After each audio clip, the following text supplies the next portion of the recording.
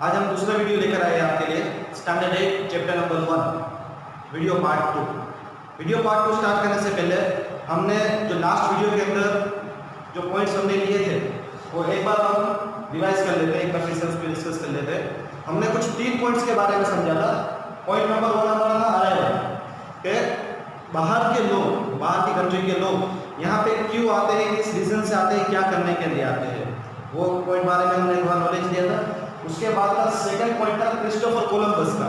Christopher Columbus कौन थे, वो क्या करने निकले थे और उन्होंने क्या किया, क्या हो गया, वो हमने उस पॉइंट के अंदर समझे थे अच्छे से। उसके बाद का थर्ड हमारा पॉइंट था Vasco da gamma. Vasco da gamma के अंदर मैं अक्सर एक क्लास में बात कहता रहता हूँ, हमारे सर भी हमको कहते थे Vasco da Gama went to Bahama with Don pyjama. एक तरह का मजाक है ये, लेकिन उस टाइम पे ये काफ़ी फेमस था। क्लास में हमेशा सर ये जब भी वास्को ड गामा का पॉइंट आता था ये सेंटेंस हमेशा बोलते थे, मैं भी ये क्लास के अंदर भी रिपीट करता हूँ। तो फिर से पॉइंट पे आते हुए वास्को ड गामा का पॉइंट था जिसके अंदर बताया गया था किस तरह से उन्होंने रूट ढूंढा, कहाँ से कहाँ तक पहुंचे और किसकी मदद से फिर वो लोग इंडिया आए। तो ये थे प्रीवियस पॉइंट्स जो हमने लास्ट वीडियो में देखे थे। अब हम स्टार्ट करेंगे हमारा नेक्स्ट पार्ट वीडियो नंबर 2। उसके अंदर आगे के पॉइंट्स है जो हम समझेंगे आगे। कैरी ऑन करें, वीडियो अच्छे से देखना और अपनी नोटबुक और पेन आपको अपने साथ ही रखनी है जिससे कि जो नोट्स आएंगे वो आप उसके अंदर नोट डाउन कर सकें। तो let's start our second. After the expedition of the new way to India in 1498, Portuguese established their colony at Calicut in 1502.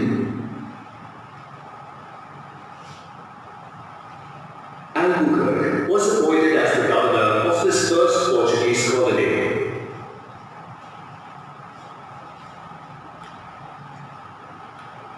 ये आपको एक नोट बनाना है। Albuquerque was appointed as the governor of the first Portuguese colony. जो first Portuguese colony क्या है, जो India के अंदर वो लोग आए, यहाँ पे इन्होंने अपना स्टैब्लिशमेंट किया, जहाँ पे अपना इन्होंने सब चीज़ लाना, मतलब जहाँ एंट्री होती है इंडिया के अंदर, उन्होंने अपना जो पहला स्टे बनाया उसको कॉलोनी इन्होंने नाम दिया। तो उस कॉलोनी के ये थे वो फर्स्ट गवर्नर उनको बनाए गए। तो ये आपकी लाइन की नोट्स बनेगी, तो अपने बुक में नोट डाउन कर लीजिए।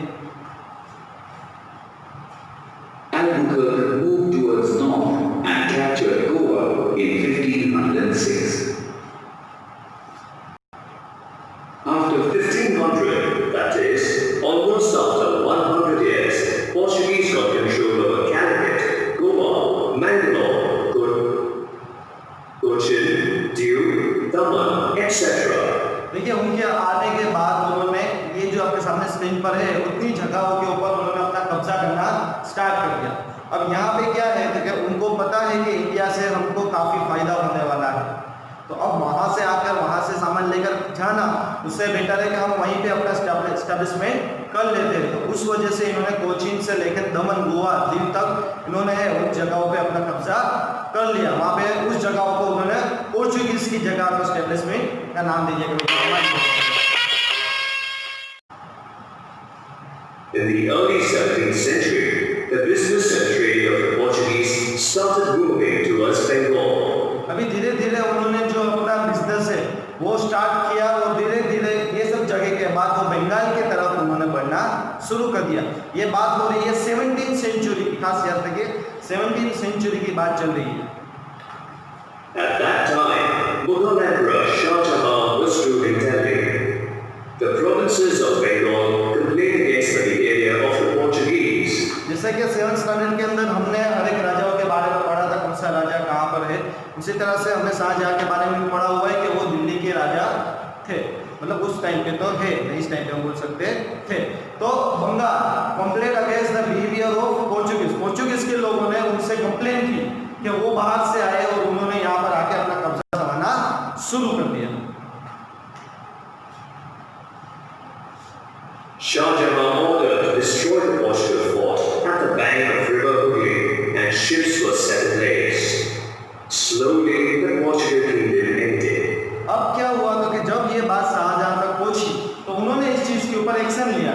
एक्शन लेते हुए उन्होंने उनके कई ठिकानों को बर्बाद कर दिया और उनके शिप के अंदर आग लगा दी। इसी तरह से धीरे धीरे वो पोर्चुगल्स का जो राज्य था, किंगडम था, उन्होंने जो सोचा था कि हम इंडिया के ऊपर अपनी हुकूमत बना लेंगे, वो धीरे धीरे खत्म हो गए।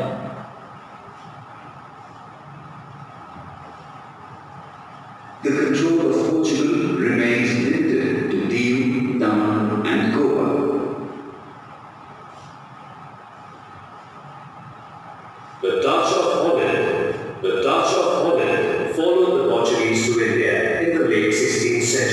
अभी जैसे कि वो लोग आए पोर्चुगीज आए, अब यहाँ पे एक और की बात हो रही है डच पीपल।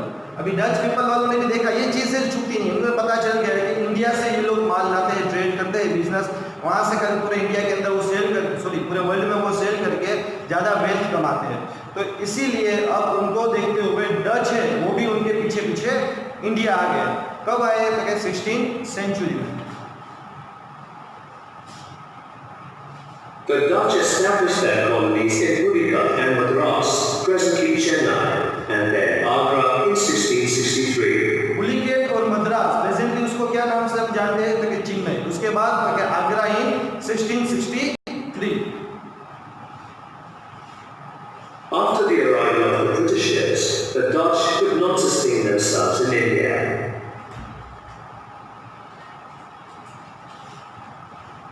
अभी उनके पीछे कौन आ गया तो क्या उनके पीछे ब्रिटिशर्स आ गए।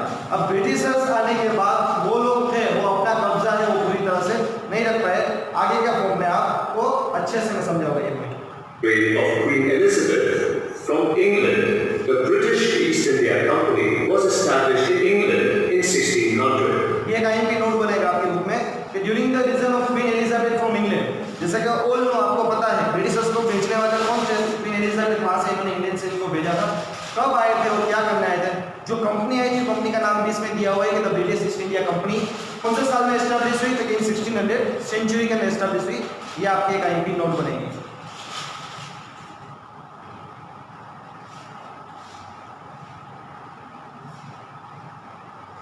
This establishment desired to prosper by trading with India. The first ship of the British arrived at Surat port in 1608. देखिए ये एक और आपको आईपी नोट बनेगा। ब्रिटिशर्स का सबसे पहला शिप जो इंडिया के अंदर आया वो 1608 सेंचुरी सूरत पोर्ट के ऊपर सबसे पहले उन्होंने लैंड किया। वहीं पे उनका सबसे पहला ब्रिटिश शिप है वो इंडिया के अंदर एंटर हुआ। Hawkins was the captain of this British ship. Hawkins थे, कैप्टन हॉकिंस, ये नाम आपने सुना हुआ होगा। हॉकिंस थे वो उस कैप्टन के उस ब्रिटिश शिप के कैप्टन थे। तो ये भी आपको अपनी नोट में लिखना है। आप सी हॉकिंस भी लिख सकते हो और सिर्फ उनका नाम हॉकिंस भी लिख सकते हैं। He also arrived in India for the first time. Due to the dominance and opposition of the French, the Britishers were not given permission to trade. अब यहाँ पे क्या चल रहा था? ऑलरेडी यहाँ पे दूसरे कंट्रीज के लोग भी आ गए थे। अब अगर हर कोई आकर यहाँ पे ट्रेड करेगा तो जो प्रॉफिट जो वेल्थ उनको चाहिए वो उतना मिलेगा नहीं। तो एक दूसरे कंट्रीज के लोग एक दूसरे के लिए प्रॉब्लम क्रिएट करते थे जिससे कि वो यहाँ से जल्दी चले जाए। तो यहाँ पे ब्रिटिशर्स के लिए प्रॉब्लम क्रिएट करते हुए उनको काफ़ी प्रॉब्लम्स का सामना करना पड़ा।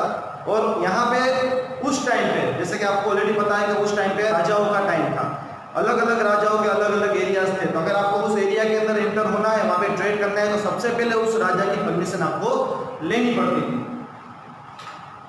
Hawkins met Jahangir but did not get the right to trade in Surat. ये देखिए यहाँ पे आपको पता है कि भाई कैप्टन हॉकिंस थे, उन्होंने वहाँ के राजा जो जहांगीर, उनसे उन्होंने परमिशन ली ट्रेड करने के लिए, लेकिन जहांगीर ने उनको परमिशन नहीं दी। सूरत के अंदर ट्रेड करने के लिए ब्रिटिशर्स को परमिशन नहीं मिली जब सबसे पहले वो स्टार्टिंग के अंदर आए थे।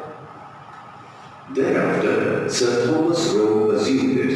Thus, Surat became the first British colony. उसके बाद उन्होंने किसी तरह से उनको मना लिया कि वहाँ पे ट्रेड करने के लिए किसी तरह से अपने उनको राजी कर लिया कि भाई मुझे आप परमिशन दीजिए।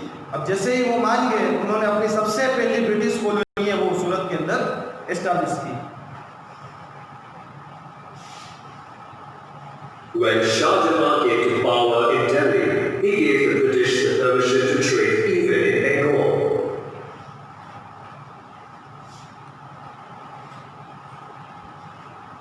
Time to think. How would the Britishers have acquired the permission to trade from the Mughals? According to James I, Sir Thomas Roe was in Jahangir's court during 1612. The British requested for a trade agreement with Jahangir. According to the agreement, the Mughals would get rare and excellent commodities from the British markets if the Mughals gave trade grants in Surat and other nearby areas.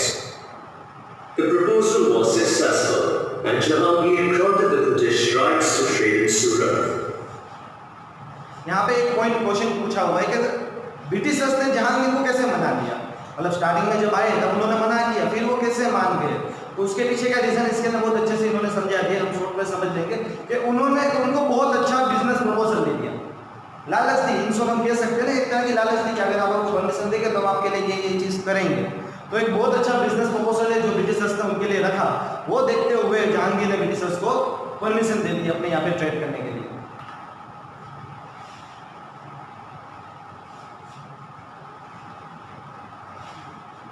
Trade of British in Bengal. In 1651, at the coast of Hooghly River, the British started their foremost trading and erected their fortified trading centers with all sorts of safety amenities and soldiers.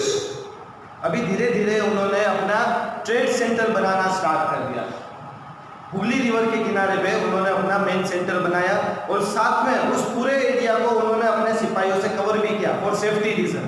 अगर कोई राजा, जैसे कि last previous देखा था कि एक राजा ने पूरे एरिया को खत्म कर दिया, शिप जला दी, ऐसा फिर से ना हो, उसको ब्रिटिशर्स खास ध्यान में रखते हुए उन्होंने अपनी सिक्योरिटी के लिए सोल्जर को भी उन्होंने वहां पर खड़ा रखा।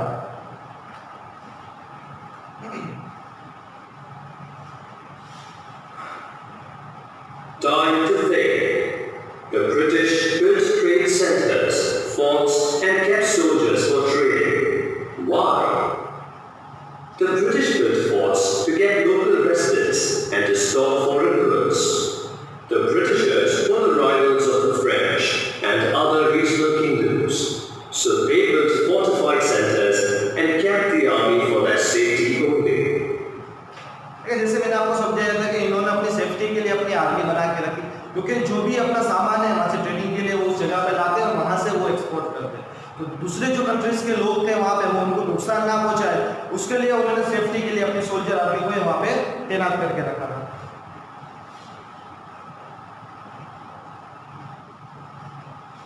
Gradually, Britishers sought the permission of free trade in Bengal from the Mughal Emperor Aurangzeb. Now the company was racing for making more and more earnings. This policy of free trade with Bengal was limited to only this company. However, the officers of the East India Company were engaged in personal business and stopped paying taxes, because of which Bengal faced a great loss in its income. अब यहाँ पे Britishers ने अपनी चाल चलनी शुरू कर दी, जैसे कि ऑल ओवर आपको पता है कि उन्होंने पूरे इंडिया के ऊपर धीरे धीरे कब्जा किया था। इन्होंने सबसे पहले टारगेट किसको किया था कि बंगाल। यहाँ पे उन्होंने क्या किया, परमिशन मिल गई, जो वो ट्रेड करने के लिए सामान लेते थे, एज यूर के राजाओं को उस सामान के ऊपर टैक्सेस पे करना पड़ता है। आपने जो चीज़ ली है वो अगर लेके जा रहे हैं तो आपको ये राजा को इतना टैक्स पे करना होता है, लेकिन ब्रिटिशर्स ने ये बंद कर दिया। उन्होंने अपनी अर्निंग स्टार्ट कर दी, वेल्थ बनाना शुरू किया और जो टैक्स उनको देना था वो नहीं दिया, जिसके वजह से बंगाल है वो बहुत बड़े लॉस के अंदर आ गया, क्योंकि टैक्स नहीं मिलेगा तो राजा के पास इनकम नहीं आएगी, क्योंकि इनकम का एक ही सोर्स था, वो था टैक्स, और ब्रिटिशर्स ने यही जो उनकी इनकम का सोर्स था उसको बंद कर दिया और रीजन हुई कि भाई ग्रेट लॉस फेस करना पड़ा Bengal. The Nawab of Bengal, Murshid Quli Khan, stood against this unlawful system of British traders of not paying taxes, which led to the Battle of Plassey in 1757. अब मुर्शिद अली खान जो वहाँ के राजा थे, उन्होंने इनके खिलाफ ब्रिटिशर्स से जंग की। वो जंग हुई बैटल ऑफ प्लासी, मतलब प्लासी जगह का नाम है प्लासी, वहाँ पे बैटल हुई। कौन से साल में आप लिख सकते हैं, इन 1757 के अंदर।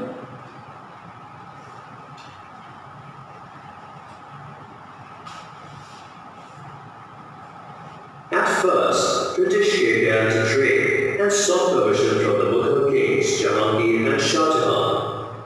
Gradually, the Britishers engaged in diplomatic practices to expand trade in India.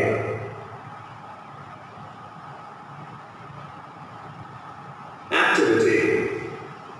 The teacher will discuss the gradual expansion of the British trade in India with the help of a map in the class.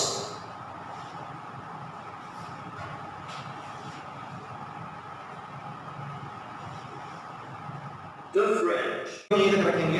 I hope आपको video अच्छे से समझ में आया होगा और जो जो नोट्स मैंने आपको वीडियो के दौरान कहे वो आपको अपनी नोटबुक में उतारना है और उसको प्रिपरेशन के फॉर्म में याद करना है। इसके अलावा जो वर्क है वो हम आपको PDF के फॉर्म में सेंड करेंगे, वो आपको अपनी फेसबुक में लिखना है और उसको प्रिपरेशन करनी है घर बैठे। घर पे रहिए, सेफ रहिए और स्टडी कंटिन्यू रखिए।